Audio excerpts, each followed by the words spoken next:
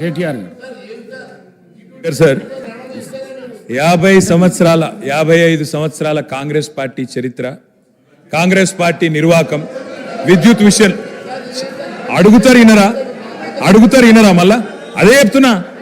అధ్యక్ష నేను చెప్తాను, వైట్ పేపర్లో ఇలా చాలా గొప్పగా ఈ ప్రభుత్వమే స్పష్టంగా చెప్పింది అధ్యక్ష. ఏం చెప్పింది అధ్యక్ష?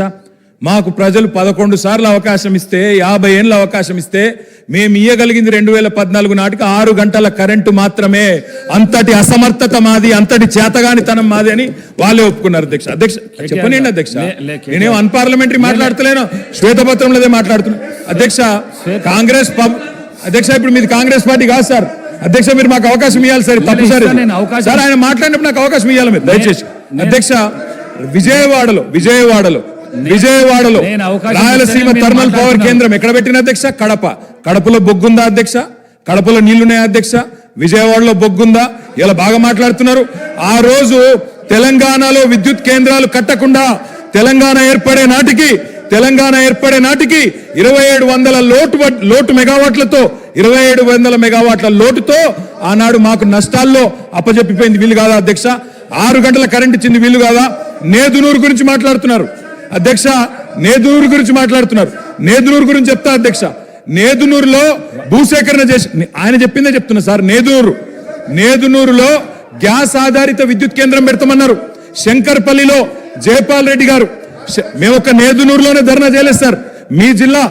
మీ జిల్లా శంకర్పల్లిలో కూడా మేమే ధర్నా చేసినాం, నేదునూరులో కూడా మేమే ధర్నా చేసినాం. 2 దగ్గరలో రైతుల భూములు తీసుకున్నారు.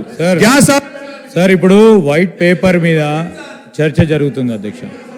సార్ మా గౌరవ సహచర మంత్రి గారు నేదునూరు గురించి అడిగారు. మళ్ళా రాజకీయంగా చర్చ మొదలుపెట్టే ప్రయత్నం చేస్తా ఉన్నారు గౌరవనీయులు. మేము అడుగుతా ఉన్నాము, ఎవరైతే సిపిఐ సభ్యులు వారి చర్చ ఇంకా జరిగేది ఉందో చెప్పండి. తర్వాత వారి పూర్తి స్థాయిలో క్లారిఫికేషన్లో అడగమనండి సార్. తప్పకుండా పూర్తి స్థాయిలో వారు జవాబు చెప్తారు పవర్ మంత్రి గారు. దయచేసి మరి ఆ చర్చను కొనసాగించే విధంగా సిపిఐ గౌరవ శాసనసభ్యులకు అవకాశం అనుకుంటారు. సార్ జైపూర్ ఫౌండేషన్ వేసారు, నా పిండ ప్రదానం చేశారు. ఒక సభ్యుని ఆవేదన చెప్పుకుంటారు. కడప కర్నూలు గురించి మాట్లాడతారు అధ్యక్ష. నా జిల్లాలో ఎందుకు చేయలే? పిండ ప్రదానం చేశారు కదా అని అడుగుతాను అధ్యక్ష. ఇవాళ ఎందుకు మీరు ఆ ప్రాజెక్టు చేపట్టలేని అడుగుతారు, దానికి ఎందుకు సార్? మంత్రి గారు అడిగిన ప్రశ్నకు జవాబే ఇవ్వండి మీరు దయచేసి. ఇలా బాధ ఎక్కడ అనిపిస్తుంది సార్ అంటే, సరే మంత్రులకు ఆవేశం రావచ్చు, పాపం వారికి ఏదో గతంలో ఏదో అవమానం జరిగిందని బాధపడుతుండొచ్చు. కానీ మరి స్వయంగా ఈ ముఖ్యమంత్రి గారే మా నాయకుడు కేసీఆర్ గారి పిండం పెడతా అని చెప్పి మాట్లాడిన నాయకుడు సార్. దాని గురించి నేను పోను, కానీ దాని లోపలికి నేను పోను. కానీ అధ్యక్ష వారికి తెలవాలా, మంత్రి వారికి తెలవాలా. ముఖ్యంగా శ్వేతపత్రం ప్రచురించింది ప్రభుత్వం, అన్ని సమగ్రమైన సమాచారంతో అవగాహనతో రావాలి.